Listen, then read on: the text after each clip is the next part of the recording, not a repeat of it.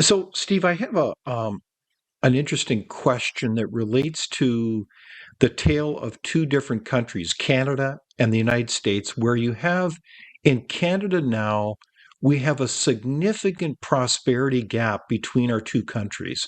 And I think you've seen this, where basically in most families in Canada, there's a 20,000, almost a $20,000 differential now. And this is widening. It's not getting smaller. Like years ago, it was almost the same. In fact, in some parts in Canada, we had a higher level of income. And now we have, for instance, in the province of Ontario, the family average income is about the same as, in all due respect, to Mississippi. So, what the heck is going on here that explains that widening gap between our countries? Well, first of all, I'm not an expert on the Canadian economy, but just from afar, I would say that the very simple and short answer to your question is you're more socialist than we are, and Mhm, you have government try to do more of the things in your economy than we do, and so there's no reason that Canada could not be wealthier. You have incredible resources. You mhm, have very smart people. You have a great education system. I mean, you have all the mhm, building blocks for a very prosperous economy, and yet you have leaders. And I literally scratch my head and say, I mean, for example, you are Canada and the United States have more oil and gas and coal than any other countries in the world, and yeah, it's astounding. your idiot politicians don't want to use them. It's almost like in Canada, you've got this multi-trillion-dollar treasure chest, Mhm, and they say, "No, we're not gonna get it." Why? mhm. It's it's No, so stupid. I mean, it's dumbfounding. you're not Yeah. gonna solve the climate change problem by not using your own resources. No, If you don't it's use it in remarkable. Canada, you're gonna get the oil and gas and coal from, China and from, Iran and from Venezuela and Mhm, then Saudi Arabia and OPEC countries. I don't even understand the mindset in Canada why you mm, wouldn't. Same thing with, both the United States and Canada have mhm, enormous amounts of mineral resources. I mean, mhm. you have them in the mountains of Canada, we have them in Montana, and we have them in the Dakotas, Yes. and our idiot politicians say, "Well, you can't get them." So then, No, okay, we'll it get them is from China? truly a head scratcher. But in Yeah. that context, though, we all know the refrain. Well, there's a climate crisis. It's existential. I can see little Greta Thunberg's finger wagging at us and saying, how dare you? So we've got to move to quote green energy, but that's just a subsidy game, is it not, Steve? Um, Look, I'm not a let me put it like this. Climate change is not something that's keeping me up at night. What does keep me up at night is how do we make sure our country is safe and secure and prosperous? Mhm. And, Right. I believe that if there is a climate crisis, and I do not believe there is, but I know a lot of the people listening to the Mhm, show and watching it may believe it is. You're not Government isn't going to solve this. I mean, mhm, really, the government can't do anything. They can't deliver the mhm, mail. They can't fill the potholes. They can't secure the border. They can't balance the budget. And we're going to ask them to change the temperature of the planet. It will happen through technology and through mhm, know-how and innovation. mhm. So by Right. holding back your economy, you're actually making it more difficult to deal with the crises. Look, I'll give you one example, and you know this, that fewer people today die from hurricanes and earthquakes and tornadoes Indeed. and droughts and floods than ever before in history. And why is that? Because as we become richer, we find ways to combat Mother Nature, right? And we're pretty good at it, And Mhm, so the best way to combat climate change as it's happening is to continue with rapid technological progress so we can mhm, deal with it. The whole condition of the human condition has been to deal with Mother Nature, right? And to figure out how Indeed. to keep warm in the winter and how to keep you know cooler. And I laugh at these climate change people say we have to get rid of air conditioning. I say, wait a minute, if the temperature is rising, don't we want more air conditioning, not less air conditioning? That's fine. Yeah. No, it's a great story about how humankind has adapted to all kinds of conditions, and even the environmental panels at the United Nations are talking about 1 degree over 80 years. So You mean to say we can't even adapt to that if you believe their models? So By the it's way, a and also fascinating there, discussion. even if you accept what they're saying, like if we do every all these crazy things that the left wants to do, at the Mhm, very most, that might reduce the global temperature by 0.1 degree. So how is mhm. that going to save the planet? Exactly. Yeah. So let's keep a rational head here. Let's not use crisis after crisis as a kind of a rationale to do all kinds of other things to really really do a lot of damage to people's lives. I think. Well, we lived through. We were just talking about climate change. We also lived through, the pandemic and COVID, and we saw, governments. And I don't know exactly what happened in Canada, but in the United States, we gave more power to the government than any time in history. And almost Indeed. everything the government did in response to COVID, at least in the United States, we now know was exactly the wrong thing to do. We should have never locked down our economy. We should have never shut down our Hmm. schools and our churches. Yeah. We should not mandate that people take a vaccine. I'm not against vaccines, but I'm against Hmm. requiring people to take vaccines. We should uh, we should have protected vulnerable people, and then made sure that younger people could get on with their lives and continue to produce. And then the question is, why didn't we do that? And why didn't most countries like Canada do that? And it's because the government likes to control our lives. And so they loved being able to tell people what they could. I mean, we had in many areas you couldn't even go out of your home for goodness sake. It was like you were in a prison cell. Hmm.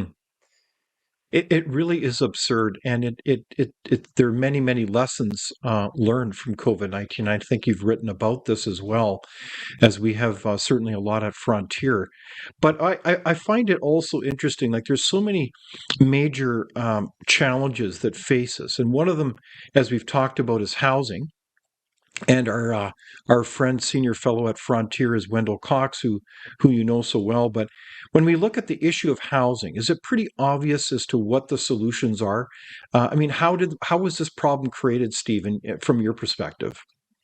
You mean, are you talking about the housing issue? Housing affordability, Yeah. yes. That's a complicated one. We're scratching our heads trying to figure out what we can do to build more housing or Hmm. more affordable housing. And I have to say this is not my great area of expertise, but I do believe that if you had, we a lot of places in the United States, like Los Angeles and Chicago, where the urban areas, we put all sorts of land use regulations on where housing could be built. I don't know if that's a problem in Canada, but it's a big Very much so. problem here. Yes. And so if you restrict the supply of something, what happens to its price? It goes up. And so we need to basically let people build out housing and in an affordable way. But this, you can blame most of this on government zoning regulations and land use restrictions. Mhm. And I think that's the same story, definitely within select markets in Canada. For example, in Vancouver, where the price of a home is some 14 times the average family income. It's Right. not the price of the house because it costs the same to build a house in Vancouver as it does in Winnipeg or in Charlottetown, PEI. It's the difference is really the land price, which is a reflection of that kind of bubble that the government's created. So they need to open up land in a sensible way. Not everybody wants to live in a small shoebox up in the sky in a condominium, but they do want to have land to be able to live in. And so for us in Canada, it's a little bit of a head scratcher too, because this is all juxtaposed to the issue of immigration. And we have a record number of immigrants coming into Canada. It's hard to know exactly what the number is, but it's approaching 1.5 million a year, which is among the highest of any Western country. I mean, it's almost like a de facto open border. And this reminds me of the same kind of situation in the United States where it seems like they have an open border there and it's being facilitated by your government. And I look at this and say, how does this serve anybody, Steve, in terms of having such a flood of immigrants coming into the country? So, first of all, you're not going to find anybody who's more pro-immigration than I am. I think immigrants are Hmm. incredibly they're one Of of the course. most important features of both the Canadian and U.S. economy. And we're importing human talent and skilled people and people who want to share our freedoms and Hmm. liberties. And I'm all for that. But there's been no president in my lifetime who's done more to erode public confidence in the immigration system than Joe Biden. Americans want, for the most part, we cherish the fact, just as Canada does, that we're a country of immigrants. But people are angry. I don't know if they're angry in Canada, but they're angry here Indeed. about what's Yes. happened. We don't know if these people are terrorists. We don't know if they're drug runners. We don't know if they're mentally ill. We don't know, Hmm. if they have diseases. I mean, this is out of control, and it's undermined, the public support for a pro-growth immigration policy. So Hmm. I'm frustrated by this. I think Biden has done more, as I said, to undermine our support for a rational. Now, look, Donald Trump, we had the border pretty secure, Hmm. by the time he was left office, and then Biden Hmm. comes in and says, anybody can come in. And we just stopped enforcing the border. So it's a damn mess right now. And it probably is the same thing in Canada. And Yeah. the shame of this is, we need the talented people. We need people who want to come here and work, but you have to do it the right way. And you Indeed. can't Yeah. just say, No, nobody's against immigration per se, but it needs to be legal and well managed that serves existing citizens. So, what is the exactly. rational reason that anyone would pursue these kinds of policies to this degree? Oh, Because well, the answer it to is that creating a question lot of is, yeah, disruption. the answer to What's that that? question is obvious, isn't it? I mean, I think I think if your smart viewers and listeners know, because Joe Biden wants these people to come in so they can vote, so they can reelect him. And Yeah. they're not even checking now whether people are citizens when they vote. So that that's a big part of it. And I So know that sounds like a you're saying cynical answer. they don't check, Steve, if you're a citizen to vote in the United States in Well, some it depends quarters? on what state you're in. You know, Yeah. some states do a good job of it, some states don't. In Pennsylvania, we'd had mass cheating. Now, I'm not going to get into an argument about whether the election was stolen, but I Hmm. think we have a lot of problems with election integrity right now in the Hmm. United States. Hmm. And I want everybody who's eligible to be able to vote, but I don't. You can't have illegal immigrants coming in and voting. But the other part of this, I think that it's a misguided view of the world by the leftists who think, we can just let anybody in. Hmm. And they don't understand that the middle class of this country is revolting against this. It's so interesting Hmm. working for Trump. When I got started in politics 40 years ago, Republicans were the party of the rich, of the rich. Hmm. Now, and that's an oversimplification, but the richer Yeah. someone was, the more likely they would vote for the Republicans. Now, Hmm. the richer people are, the more likely they'll vote for Democrats. So the very rich in the United States support Biden, and so who supports Trump? Working class Americans who are just sick of these policies that Now, are impoverishing our country. I don't know if that's okay, happening in Canada. well, I think a similar dynamic. It's almost like we're telling Steve a tale of two countries here together. But Yes. in Canada, we have, I think, again, a coalition government, the New Democratic Party, the Socialist Party of our country, governing side by side with the Liberals, who've really gone a hard left in terms of policies, and have in many ways abandoned the middle and working class. They've almost adopted kind of the rote kind of radical left's playbook and ideology and policy. So I don't mean that in a partisan way. I just think that it is fascinating because, again, traditionally conservatives have been kind of stereotypes as the party of the better off, the middle class, and the better off. So there's an interesting paradox developing where it seems like people who want a future, who are middle class and working class, are finding their home in those kinds of populist kind of conservative parties. Yeah, that's right. And so you have a situation where Trump is really speaking for middle class, working class Americans. It's interesting, for example, Mhm. here, all the union bosses support Biden, but all the union members, the rank and file members, not all of them, but the vast majority of Hmm. them support Trump.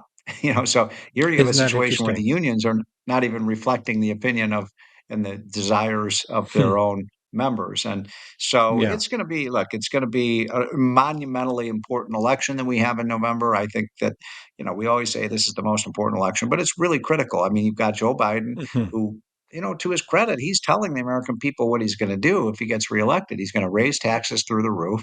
He's going to continue to massively increase our debt and our spending. He's going to continue to re regulate the economy. He's going to continue to let illegal immigrants flow over the border. And, Trump is basically saying we're going to have better trade deals. We're going to use American energy. We're going to Hmm. get control of the border. We're going to, make America more competitive by getting tough with China and other countries. And, worked the first time. So I hope Americans see that it can work again. Interesting. So, in that context, one of the things I'm observing in the polls, I tend to look at Rasmussen as an example of polls in the United States. It seems like there's a significant wave of support moving, interestingly, from the Black community and Hispanic communities to the Make America Great Republican Party. Does that surprise you? And if so, does that mean that the traditional kind of Democratic coalition now to support those Democratic policies is really kind of falling apart? Or am I misreading this? No, you're not misleading the polls, but I guess I'll believe it when I see it. So ask me that Mm, question in November. I mean, it's one thing what people might yeah. say in a poll, it's another how they vote. So I'm a little skeptical. I mean, look, I hope those polls are right. I'm a Republican, but let's Hmm. see, let's see how they actually Hmm. vote. I mean, if those polls are right, then Republicans will win. If they can win 40 to 50% of the Hispanic vote and 20% of the Black vote, the Republicans will win. But I'm a little Hmm. skeptical when push comes to shove Okay. whether those numbers come through. But it is Yeah. true as a general matter that Hispanics are becoming more conservative and more Hmm. Republican. The Hmm. Black community, I'm not so sure. So we'll see. Okay. We'll see. Without open discussion and debate, you're not thinking, nor are you free. Comment below. We'd love for you to join the conversation.